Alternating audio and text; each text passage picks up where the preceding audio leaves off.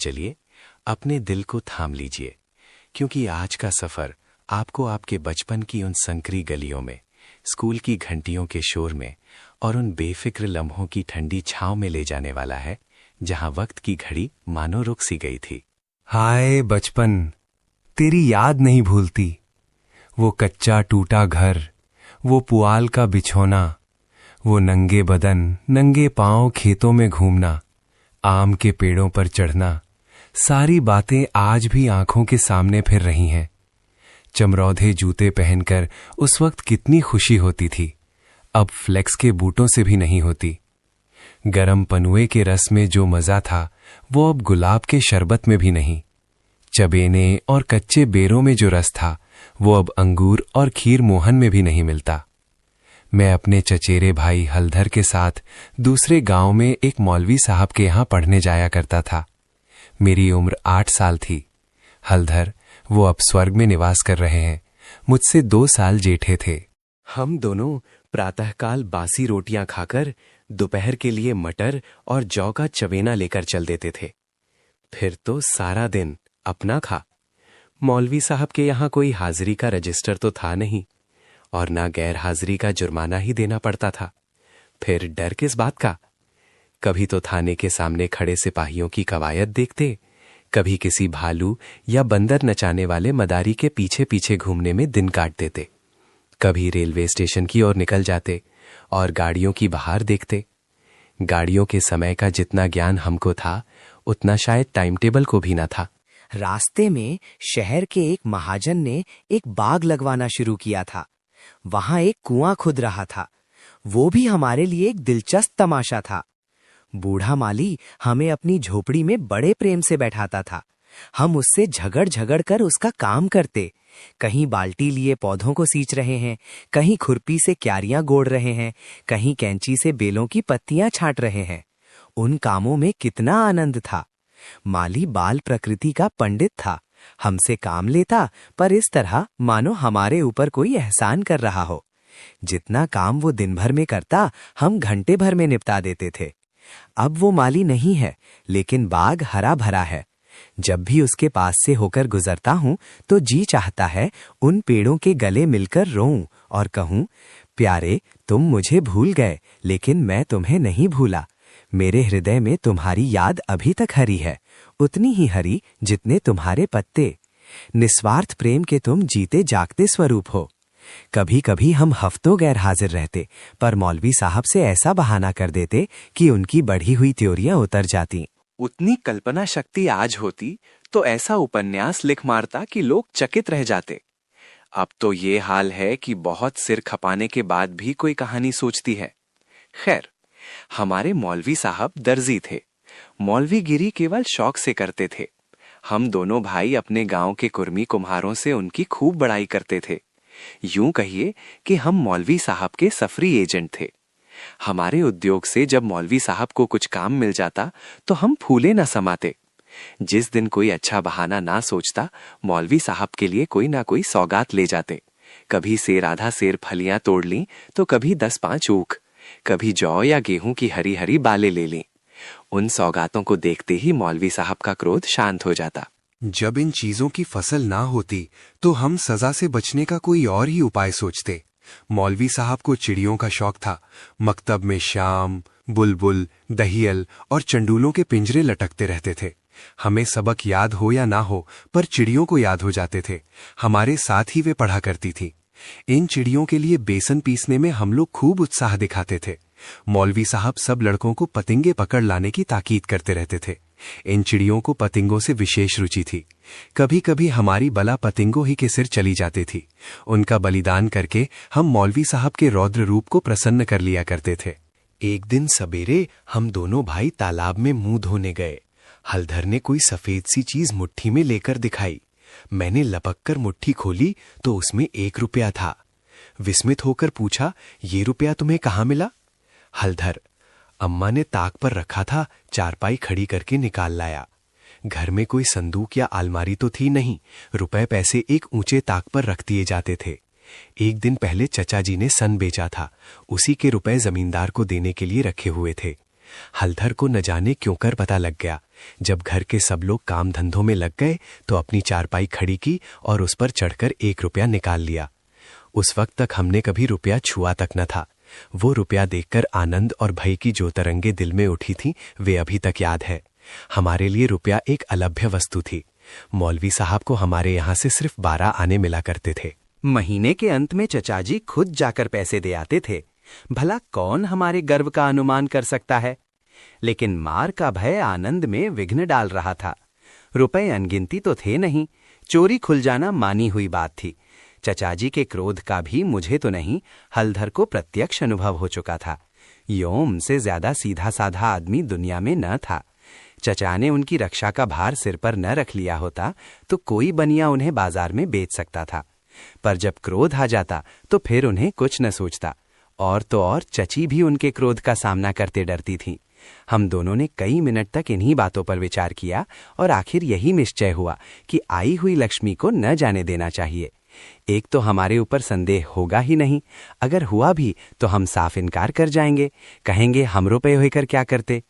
थोड़ा सोच विचार करते तो ये निश्चय पलट जाता और वो विभत्स लीला न होती जो आगे चलकर हुई। पर उस समय हम में शांति से विचार करने की क्षमता ही न थी। मुंह हाथ धोकर हम दोनों घर आए और डरते डरते अंदर कदम रखा। अगर कहीं इस वक्त तलाशी की नौबत आई तो फिर भगवान ही मालिक है। लेकिन सब लोग अपना अपना काम कर रहे थे, कोई हमसे ना बोला। हमने नाश्ता भी ना किया, चबेना भी न लिया। किताब बगल में दबाई और मदरसे का रास्ता लिया। बरसात के दिन थे, आकाश पर बादल छाए हुए थे। हम दोनों खुश खुश मकतब चले जा रहे थे। आज काउंसिल की मिनिस्ट्री पाकर भी शायद उतना आनंद ना होता। हजारों मंसूबे बांधते थे, हजारों हवाई किले बनाते थे। इस जवाब ने खटकिन का संदेह दूर कर दिया। हम दोनों ने एक पुलिया पर बैठकर खूब अमरूद खाए। मगर अब 15.5 आने पैसे कहाँ ले जाएं? 1 रुपया छिपा लेना तो इतना मुश्किल काम ना था। पैसों का ढेर कहाँ छिपता? ना कमर में इतनी जगह थी और ना जेब में इतनी गुंजाइश। उन्हें अपने पास रखना चोरी का ढिंढोरा पीटना था।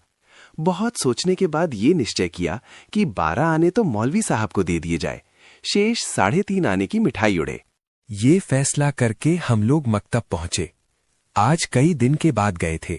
मौलवी साहब ने बिगड़कर पूछा, इतने दिन कहाँ रहे?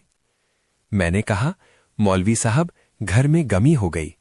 ये कहते कहते 12 आने उनके सामने रख दिए। फिर क्या पूछना था? पैसे देखते ही मौलवी साहब की बातें खिल गई। महीना खत्म होने में अभी कई दिन बाकी थे। साधारणतः महीना चढ़ जाने और बार बार तकाजे करने पर कहीं पैसे मिलते थे। अब की इतनी जल्दी पैसे पाकर उनका खुश होना कोई अस्वाभाविक बात न थी। हमने अन्य लड़कों की ओर सगर्व नेत्रों से देखा, मानो कह रहे हों, एक तुम हो कि मांगने पर भी पैसे नहीं देते, एक हम हैं कि पेशगी देते हैं। हम अभी सबक पढ़ ही रहे थे कि मालूम हुआ आज तालाब का मेला है, दोपहर में छुट्टी हो जाएगी।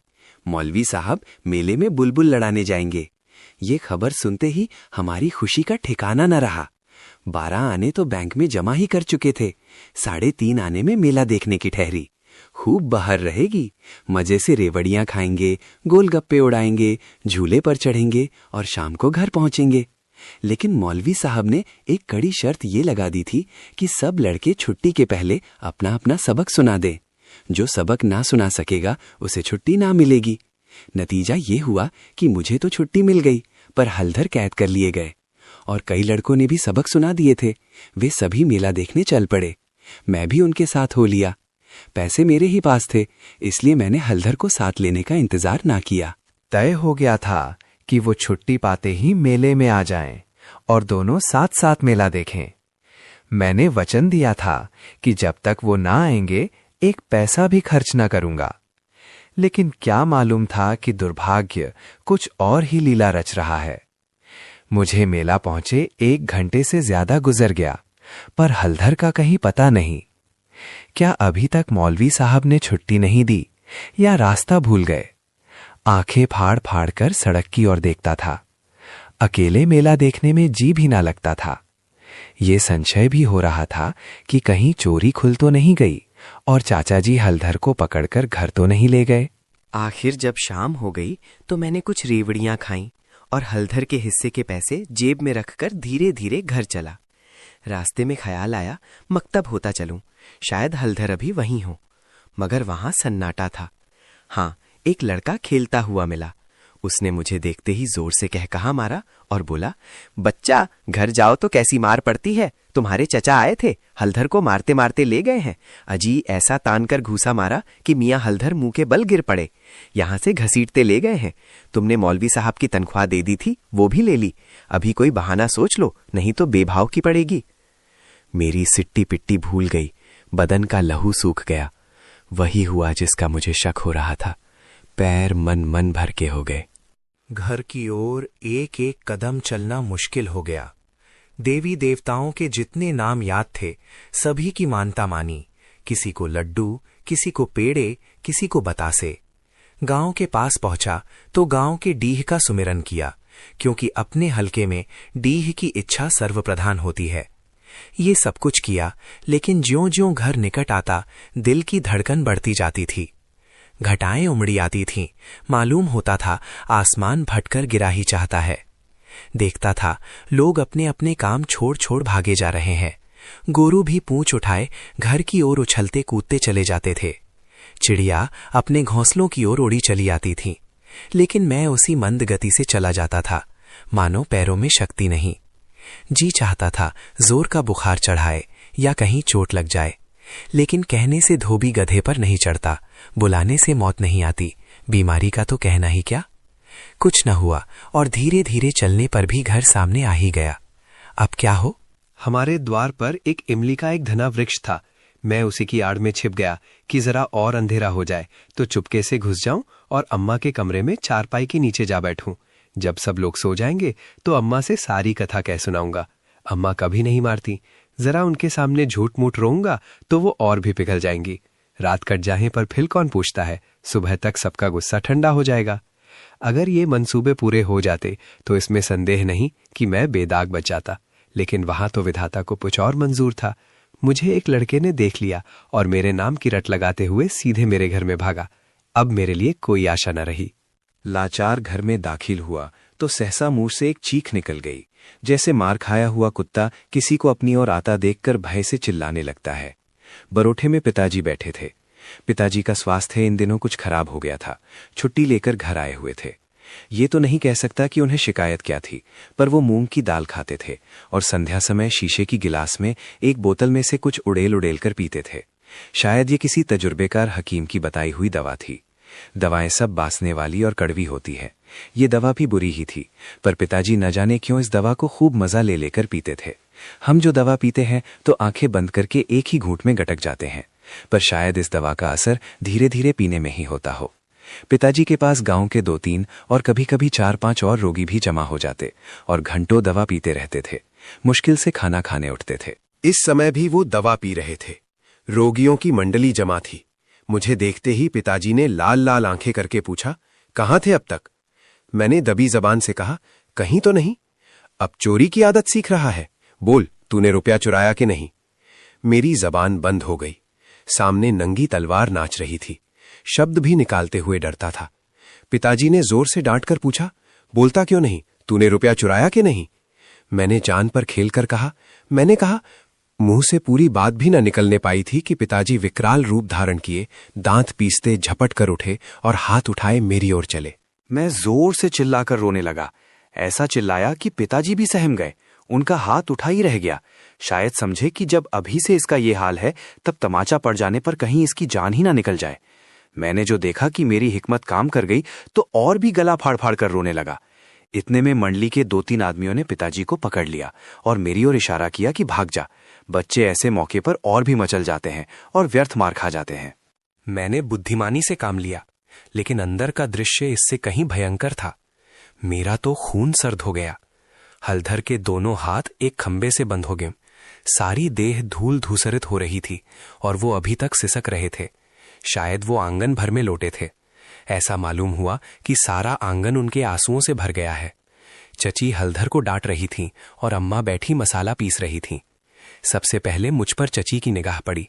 बोली, लो वो भी आ गया। क्यों रे, रुपया तूने चुराया था कि इसने? मैंने निशंक होकर कहा, हलधर ने। अम्मा बोली, अगर उसी ने चुराया था तो तूने घर आकर किसी से कहा क्यों नहीं? अब झूठ बोले बगैर बचना मुश्किल था। मैं तो समझता हूं कि जब आदमी को जान का खतरा हो तो झूठ बोलना क्षम्य है। हलधर मार खाने के आदी थे। 2-4 घूंसे और पड़ने से उनका कुछ ना बिगड़ सकता था। मैंने मार कभी न खाई थी। मेरा तो 2-4 घूंसों में काम तमाम हो जाता। फिर हलधर ने भी तो अपने को बचाने के लिए मुझे फंसाने की चेष्टा की थी। नहीं तो चची मुझसे ये क्यों पूछती, रुपया तूने चुराया या हलधर ने? किसी भी सिद्धांत से मेरा झूठ बोलना इस समय स्तुत्य नहीं तो क्षम्य जरूर था।